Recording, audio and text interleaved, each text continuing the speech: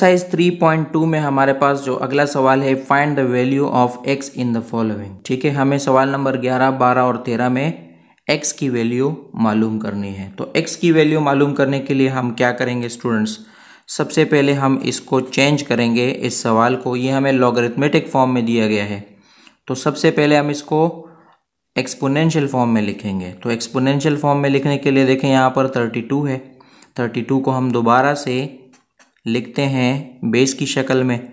32 यहाँ पर बड़ा करके हम लिख लेंगे। पहले की वीडियो में मैं ये चीज़ समझा चुका हूँ कि लॉग फॉर्म को हम एक्सपोनेंशियल फॉर्म में कैसे लिखते हैं। अगर आपने वो वीडियो नहीं देखी तो पहले आप वो वीडियो देख लीजिए। ठीक है, 32 की पावर हम ये बनाएंगे -1/5, -1/5 इज इक्वल टू, ये बराबर हो जाएगा x के। ठीक है, अगर हम इसको अरेंज करके लिखें, क्योंकि हमने मालूम तो x की वैल्यू करनी है ना, सवाल में हमें जिस तरह कहा गया है, तो ये हमारे पास हो जाएगा x is equal to 32 power -1/5। ठीक है, अब हमें मालूम है कि 32 जो है वो बराबर होता है 2 को अगर हम 5 टाइम्स मल्टीप्लाई करें तो 32 आता है। ठीक है, तो x is equal to 2 multiply 2 multiply 2 multiply 2 multiply 2, यानी 2 को अगर हम 5 टाइम्स मल्टीप्लाई करें ना तो हमारे पास क्या आ जाएगा, 32 आ जाएगा। ठीक है, -1/5 जो 32 की पहले से पावर थी वो अपनी जगह पर आएगी। ठीक है, अब हमारे पास ये दोनों पावर्स ब्रैकेट ख़त्म होने की सूरत में आपस में मल्टीप्लाई हो जाएंगी। तो 2 की पावर 5 मल्टीप्लाई -1/5, ये आपस में क्या हो गए, मल्टीप्लाई हो गए। 5 और 5 आपस में कट जाएंगे।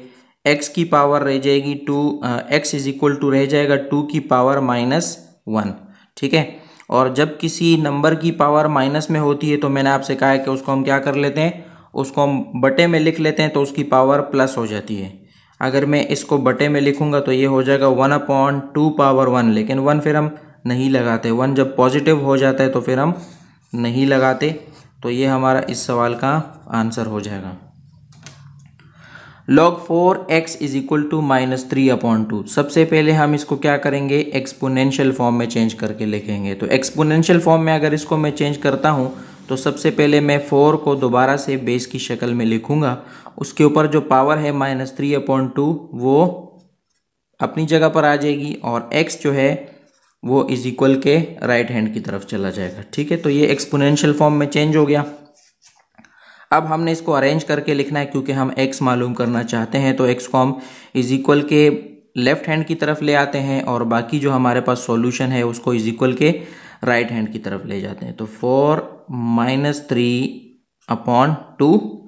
अब हमें मालूम है कि 2 मल्टीप्लाई 2 4 होता है, यानी 2 को 2 टाइम्स मल्टीप्लाई करने से 4 आता है। तो x इज इक्वल टू 2 को 2 टाइम्स मल्टीप्लाई करने से 4 आता है। हम इसको मल्टीप्लाई करेंगे, 4 की जो पावर थी -3/2 उसके साथ हम इसको मल्टीप्लाई करेंगे, तो 2 और 2 आपस में कैंसिल आउट हो जाएंगे। x इज इक्वल टू होगा 2 की पावर -3। हमें मालूम है कि जब पावर माइनस में होती है तो हम उसको बटे में ले जाते हैं, वो प्लस में हो जाती है। ठीक है, तो हम अगर इसको बटे में ले जाएंगे, ये 1/2 की पावर 3 हो जाएगा। ठीक है, 1/2 की पावर 3 बराबर होता है, ये बराबर होता है 1/2 को अगर हम 3 टाइम्स मल्टीप्लाई करते हैं तो 8 आता है। 2 मल्टीप्लाई 2 मल्टीप्लाई 2 8 होता है। तो हमारा x इज इक्वल टू होगा 1/8।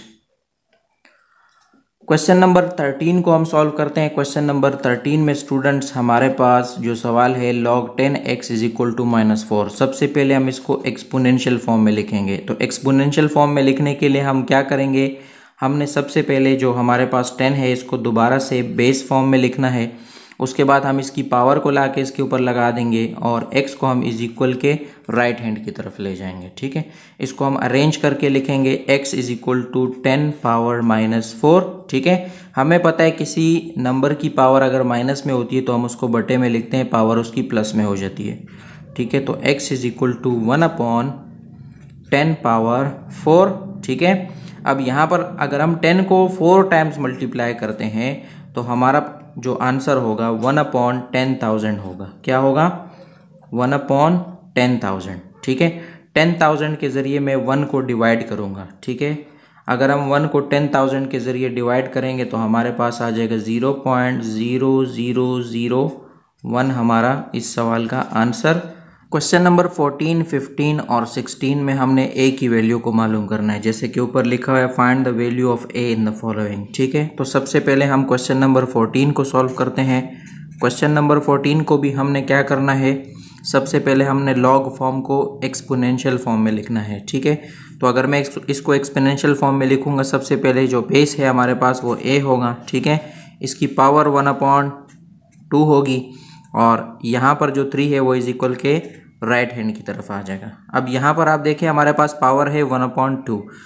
हम अगर इस पावर को ख़त्म करेंगे तब कहीं जाके हमें ए की वैल्यू मालूम हो सकेगी। तो इस पावर को ख़त्म करने के लिए अगर हम इसको स्क्वायर ले लें तो हमारे पास स्क्वायर के साथ ये पावर क्या हो जाएगी, ख़त्म हो जाएगी। आपको पता है कि हम इज इक्वल के एक साइड पे जो चेंजेस करते हैं इज इक्वल के दूसरी साइड पे भी वही चेंजेस करनी पड़ती है। तो हम लिखेंगे कि स्क्वायरिंग ऑन बोथ साइड्स, यानी इज इक्वल के दोनों साइड पे हम स्क्वायर लेंगे। तो a 1/2 का भी स्क्वायर लेंगे, ठीक है, और 3 का भी हम क्या करेंगे, स्क्वायर लेंगे। तो अगर a 1/2 का स्क्वायर लेंगे तो 2 का 2 के साथ कैंसिल हो जाएगा और यहाँ पर हमारे पास रह जाएगा a। ठीक है, इज इक्वल टू 3 3 जा हमारे पास हो जाएगा 9। तो a इज इक्वल टू 9 हमारा, यानी a की वैल्यू हमें मालूम हो। क्वेश्चन नंबर 15 को सॉल्व करने के लिए इसको भी हम सबसे पहले एक्सपोनेंशियल फॉर्म में लिखेंगे। ठीक है, तो एक्सपोनेंशियल फॉर्म में लिखने के लिए सबसे पहले बेस हमारा a होगा इसमें। ठीक है, इसकी पावर होगी -2/3 और 1/25 हम इज इक्वल के राइट हैंड की तरफ लाके लिख देंगे। ठीक है, तो अब हमने यहाँ पर भी सबसे पहले इस पावर को ख़त्म करना है। पावर को ख़त्म करने के लिए हम इसको इसके रेसिप्रोकल के साथ मल्टीप्लाई करेंगे। रेसिप्रोकल का मतलब होता है इसका उलट, यानी अगर हम यहाँ पर 2/3 है तो हम इसके 3/2 के साथ इसको मल्टीप्लाई करेंगे इज इक्वल के दोनों साइड पे। ठीक है, तो हम क्या करेंगे, a is equal to a की पावर होगी -2/3। ठीक है, और इसको हम मल्टीप्लाई करेंगे इसके रेसिप्रोकल से, यानी -3/2 से हमने इसको मल्टीप्लाई किया इज इक्वल के इस साइड भी और इज इक्वल की दूसरी तरफ भी, यानी 1/25 को भी हमने -3/2 लेना है ऊपर इसकी पावर। ठीक है, तो ये मैंने इज इक्वल की दोनों साइड पे हमने इसको इसके रेसिप्रोकल से मल्टीप्लाई कर दिया। यहाँ पर 3 और 3 आपस में ख़त्म हो जाएगा, यहाँ पर 2 और 2 आपस में कैंसिल हो जाएगा, इज इक्वल के लेफ्ट हैंड की तरफ रह जाएगा a। ठीक है, दूसरी तरफ आप देखें हमारे पास है 1/25। तो आपको पता है 1/25 को अगर मैं 25 की पावर लूँगा तो 5 × 5 25 होता है, यानी 5 की पावर 2। और अगर मैं इसका बटा ख़त्म करूँगा तो 5 की पावर 2 जो होगी वो मेरे पास माइनस में आएगी, यानी 5 की पावर -2 हो जाएगी। ठीक है, तो 5 की पावर -2 बराबर होता है दरअसल 1/25 के। तो इसको मैं मल्टीप्लाई करूँगा -3/2 से जो इसकी पावर थी, तो 2 और 2 आपस में कैंसिल आउट हो जाएंगे, यहाँ पर रह जाएगा 1 और यहाँ पे है -3। तो -1 और -3 आपस में मल्टीप्लाई होंगे। ठीक है, 5 की पावर हो जाएगी -1 × -3, ये +3 हो जाएगा, माइनस माइनस प्लस हो जाते हैं। ठीक है, तो a इज इक्वल टू हो जाएगा हमारे पास 5 × 5 × 5 125 हमारा इस सवाल का आंसर हो जाएगा। क्वेश्चन नंबर 16 को हमने सॉल्व करना है log a1 is equal to 0। तो सबसे पहले हमने इसको एक्सपोनेंशियल फॉर्म में लिखना है। एक्सपोनेंशियल फॉर्म में हमारे पास बेस होगा a। ठीक है, a की पावर होगी 0 और 1 को हम राइट हैंड की तरफ ले जाके लिखेंगे, तो a0 इज इक्वल टू 1। अब ये सवाल मज़ीद सॉल्व नहीं हो सकता। ठीक है, तो इसीलिए हमारा आंसर जो होगा वो होगा a0 इज इक्वल टू 1, यानी ये पहले से सॉल्व है।